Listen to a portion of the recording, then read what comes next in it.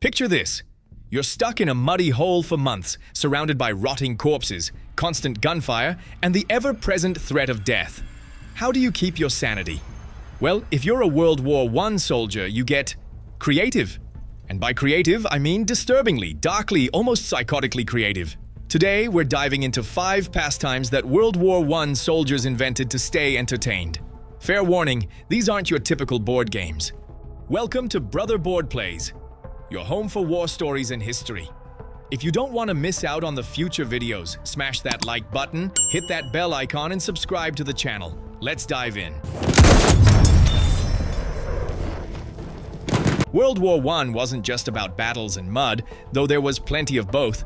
Between the artillery barrages and gas attacks, soldiers had long stretches of mind-numbing boredom.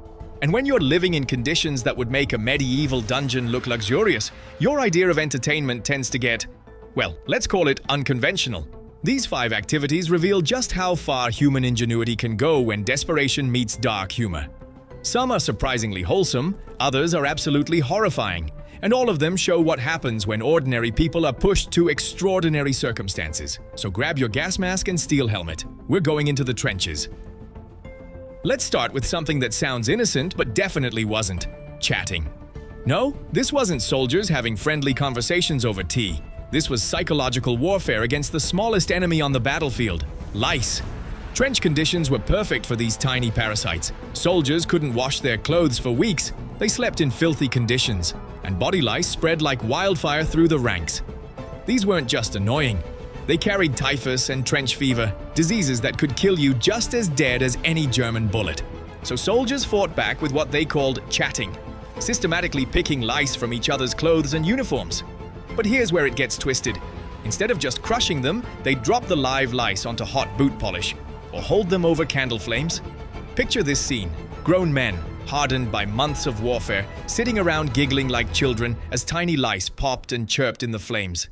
The sound became so common that veterans could identify different types of lice by their death squeaks. It was torture, it was revenge, and for soldiers who felt powerless against artillery shells and machine guns, it was a way to dominate something, even if that something was smaller than a grain of rice. Now we move from dark to absolutely insane. Australian and British forces developed what might be the most psychotic party game in military history: Free the Prisoner. Here's how it worked. You'd find a German prisoner willing to play. And yes, apparently some were willing, which tells you something about the psychological state everyone was in.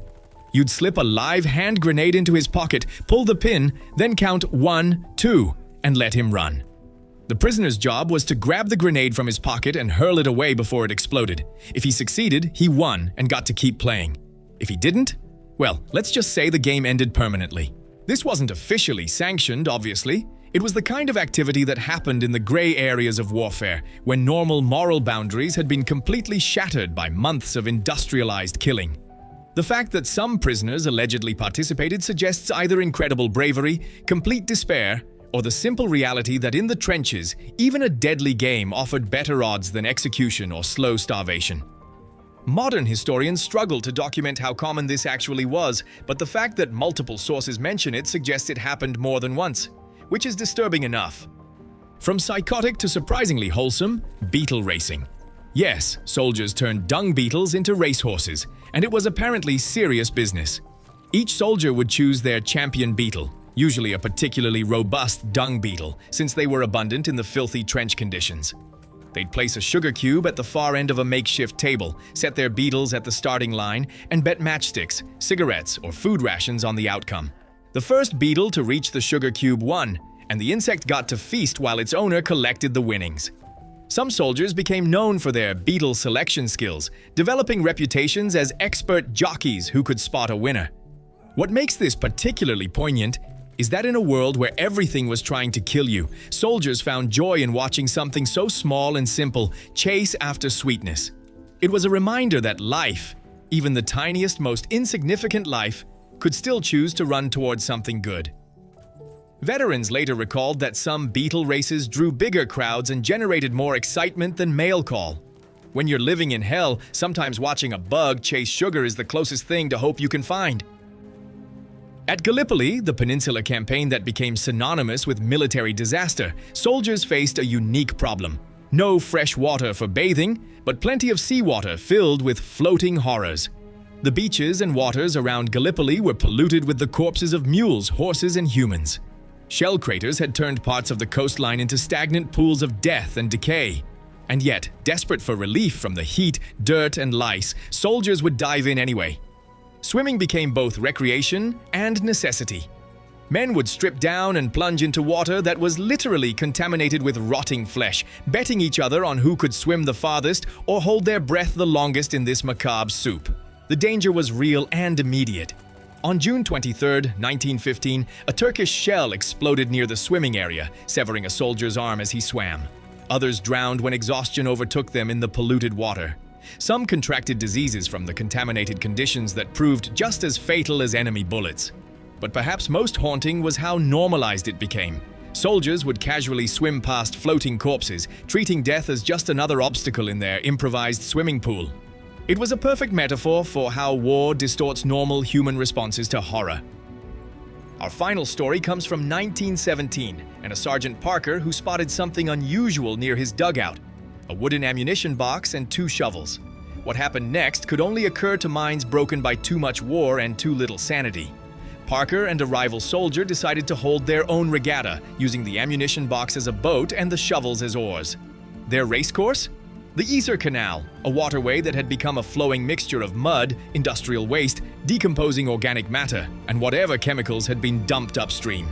Picture this: 2 grown men, trained killers hardened by years of combat, paddling a makeshift boat down a canal of literal sludge, while their comrades cheered and placed bets on who would capsize first into the black, toxic water. The race became a spectacle. Soldiers lined the banks shouting encouragement and wagering their rations on the outcome. The goal wasn't really to win. It was to see who could maintain their dignity longest while participating in something completely absurd. Both men eventually ended up in the water, covered head to toe in whatever unholy mixture comprised the canal's contents. But for a brief moment, they had created something resembling fun, in a place where fun had no right to exist. It was ridiculous, it was dangerous, and it was probably the most human thing any of them had done in months. These activities reveal something profound about human nature under extreme stress. When conventional entertainment disappears, when normal social rules collapse, when death becomes a daily companion, people don't just survive, they adapt in ways that are simultaneously inspiring and disturbing. Each of these pastimes served a purpose beyond mere entertainment. Chatting gave soldiers control over something in their powerless world. Beetle racing offered hope and simplicity amid chaos. The dangerous games with prisoners reflected the psychological damage of sustained warfare. Swimming at Gallipoli showed how desperation can normalize the unthinkable. And the Canal Regatta proved that even in hell, humans will find ways to laugh. But perhaps most importantly, these activities kept soldiers human. In a war that turned people into numbers, casualties into statistics, and individuals into expendable resources, these bizarre pastimes reminded everyone involved that underneath the uniforms and the trauma, they were still people capable of joy, humor, and connection. Were they healthy coping mechanisms? Probably not.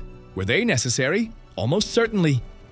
So here's the question that haunts me. What does it say about us as a species that our darkest hours often produce our most creative moments? That our worst circumstances can generate our strangest forms of hope?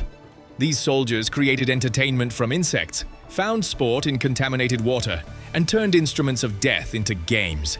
They reminded us that human spirit doesn't just endure, it adapts, innovates, and sometimes even laughs in the face of unimaginable horror.